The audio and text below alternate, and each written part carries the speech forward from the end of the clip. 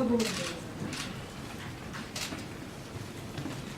네, 안녕하십니까. 법률사무소 다름의 서보건 변호사라고 합니다. 저는 이제 자동차 산업 중소협력업체 피해자협의회에서 고문 변호사로 활동하고 있고요. 그다음 개인적으로는 민변민생경제위원회의 공정경제팀에서 자동차 산업 문제 담당 국과를 맡고 있습니다.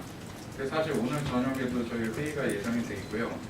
그 전에 이제 기자회견을 하면서 저희가 이제 입법청원에 이르게 된 취지를 말씀드리겠습니다.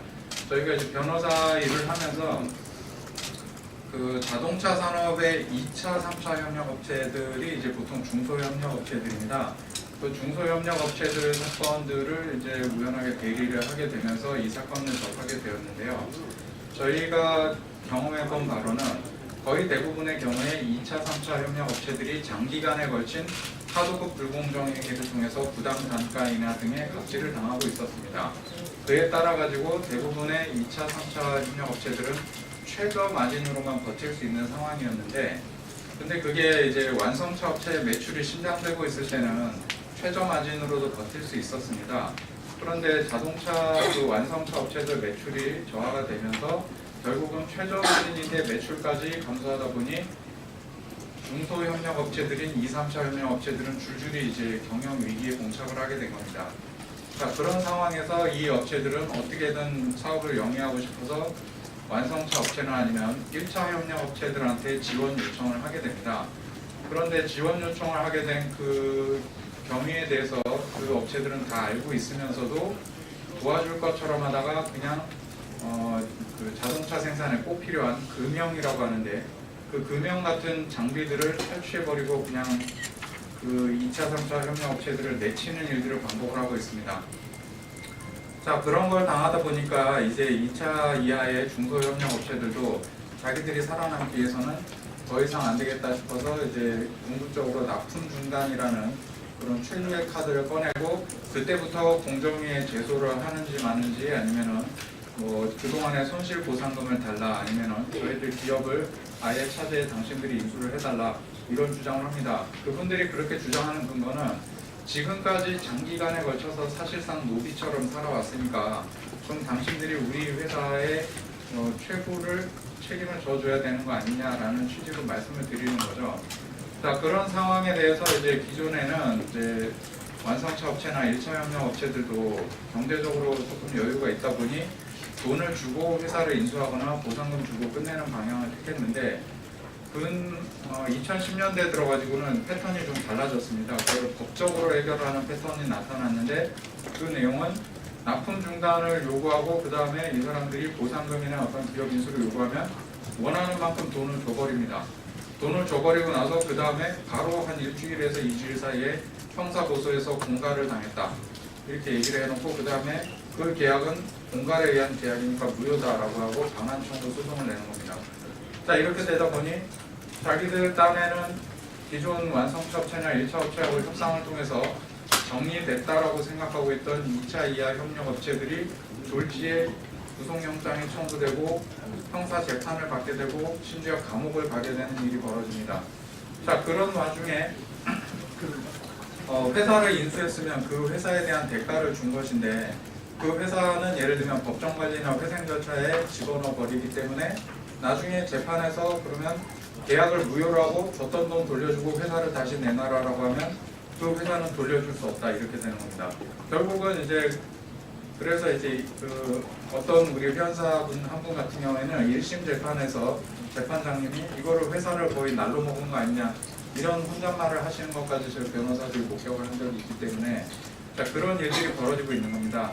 자, 이런 상황에서 저희가 이제 대응할 방법은 어찌되었건 이러한 형사사법 체제가 문제가 있다라는 주장을 재판을 통해서 여러 번 했습니다만 검찰이나 법원은 요지부동으로 기존에 하고 있던 공갈죄 적용이 타당하다 그러면서 기계적으로 계속 공갈죄를 유죄 판결을 하고 있고 거의 예외 없이 실형을 선고하고 있습니다. 그래서 2차, 3차 협력업체들 같은 경우에는 납품 중단하고 보상금 내지는 기업 인수를 해서 계약이 성사가 되는 즉시 사실상 시간 문제지만 결국은 감옥에 가게 되는 수순을 따르고 있는 겁니다.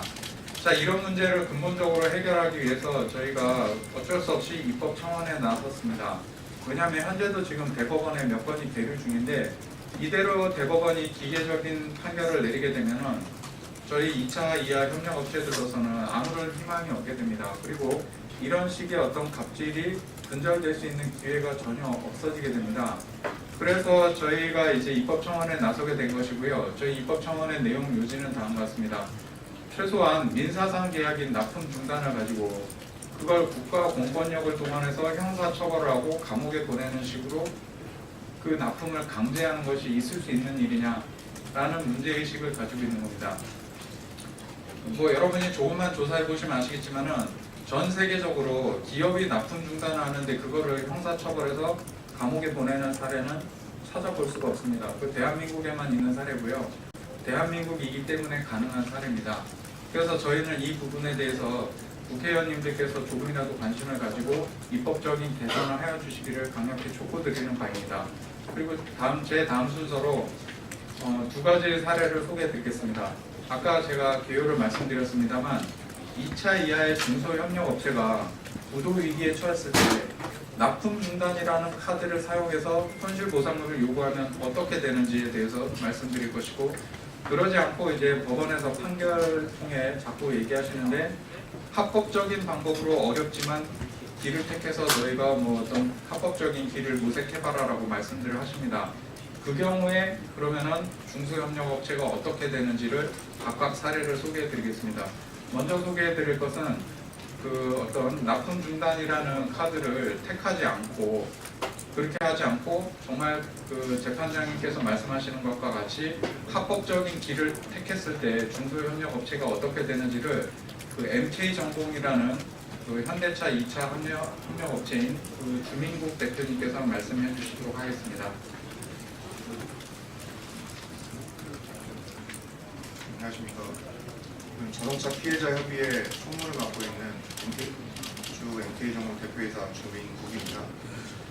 네, 얼마 전에 저희 협의회 회원사인 태광공업에서 영양진에서 실형을 받고 법정 구속이 되었습니다. 그때 저도 그 자리에 있었고 판결문을 들었는데요. 그 자리에서 제가 가장 기억에 남는 것은 합법적인 방법으로 대응을 하지 않고 불법적인 범죄 행위로 대응을 해서 실형을 선고한다 이렇게 말씀을 하셨는데, 저희는 납품 중단도 없었고 공갈 협박도 없었고 합법적인 방법으로 계약을 통해서 회사 인수 계약을 체결을 해서 진행을 했습니다. 근데 저희 같은 경우는 이렇게 하면 어떻게 되느냐, 회사 인수 계약 체결을 하자마자 계약금 준 상태에서 바로 본사 직원들 100여 명을 동원해서 저희 회사를 밤에 쳐들어와서 금형을 다 탈취하고 제품까지 다 탈취해갔습니다. 그래서 저희는 지금 회사는 거의 뭐 부도 상태고요. 회사 지금까지 뭐 아버님 때부터 30년 동안 일궈왔던 회사는 지금 다 경매에 넘어가고, 저는 대표이사 연대보증으로 인해서 신용불량자 상태입니다. 합법적인 방법으로 협상을 통해서 좋은 쪽으로 진행을 하면 부도납니다. 1차 업체에서는 특수절도 행위를 해버리고요. 그런 행위를 하는 데 있어서 2차 업체들은 전혀 항거할 대응 방안이라든지 이런 부분이 지금 현 사법 시스템과 공정거래법상에는 좀 전무하다고 생각합니다. 그래서 이런 부분에 완전히 기울어져 있는 이 운동장을 공정거래를 할 수 있는 토대를 만들어줄 수 있는 법안이라든지 이런 부분에 대한 입법을 강력하게 촉구드려서 저희 같은 중소협력업체들이 더 이상 이런 불합리한 피해를 보지 않고 살아갈 수 있는 토대를 만들어줬으면 좋겠습니다.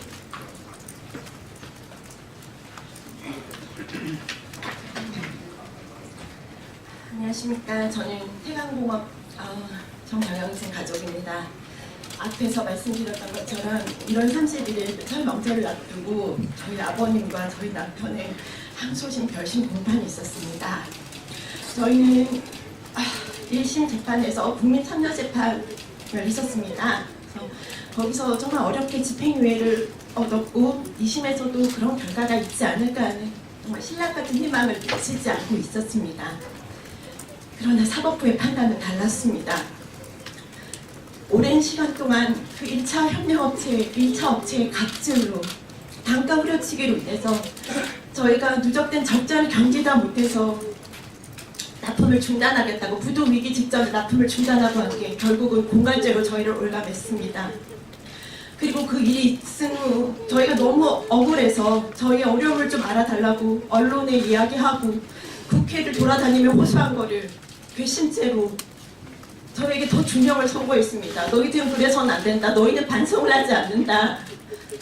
오히려 피해 업체를 너희가 그런 행동이 파렴치한 기업으로 만들었다고 말씀하셨습니다. 누가 피해자고 누가 가해자입니까? 이 나라의 법은 누구를 위해 존재하는 건지 저는 모르겠습니다.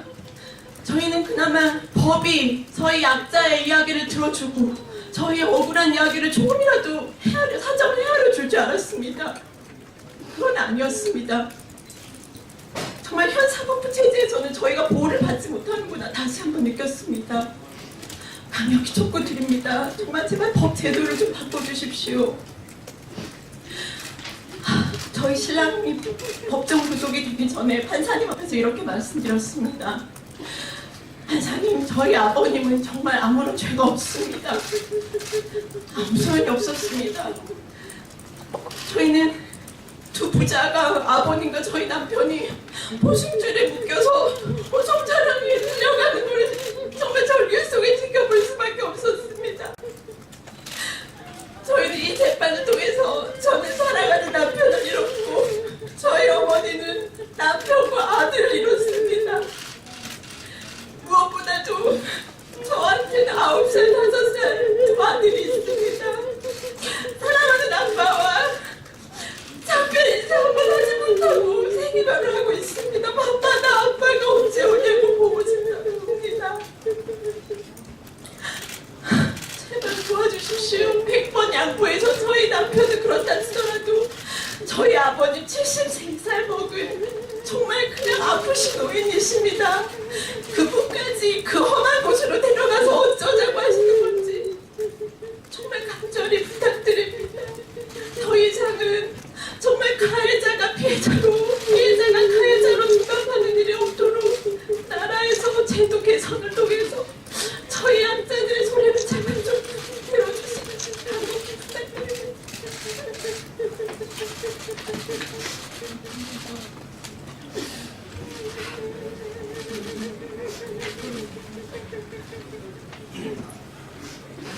이 가족들이 여기 오신 건 비슷한 소송이 여러 번 걸려 있기 때문에 본인들의 피해는 더 이상 막아야겠다는 그런 각오로 오신 겁니다. 근데 이분들 손을 제가 잡고 있는데 저 혼자만으로도 꼭 힘에 부칩니다. 정말 국회에서 그때 국감 때 함께 이분들의 피해를 대변했던 우리 의원들 손 놓지 마시고 함께 잡아주시고요. 이게 우리나라 자동차 업계의 민낯입니다. 이분들의 희생으로 그동안 이 경제 질서가 유지해 왔는데요. 재판부의 판단은 경제 구조를 틀리지 말라. 정말 공정 경제에 반하는 그런 판결입니다.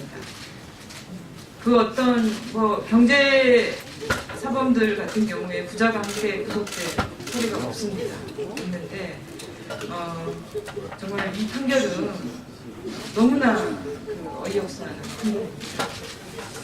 그리고 오늘 오후에 저를 포함해서 여야 상당의 의원들이 공동부채로 하도급 전속거래 구조에 있어서 국가 형벌권의 비대치성 이렇게 제목을 좀 길게 붙였는데요. 이와 관련한 토론회를 엽니다. 아주 구체적인 사례들과 법률적인 문제들 짚을 예정이니까 기자 여러분들 많은 관심 가져주시고요. 또 국민 여러분께도 호소드립니다. 국민들께서 손을 잡아주십시오. 이래가지고는 우리가 4차 혁명, 산업혁명, 그리고 중소기업이 설 자리가 없습니다. 국민 여러분께서 따뜻한 연대에 그런 응원을 보내주시기를 간곡하게 호소드립니다. 이상 기자회견 마치겠습니다. 고맙습니다.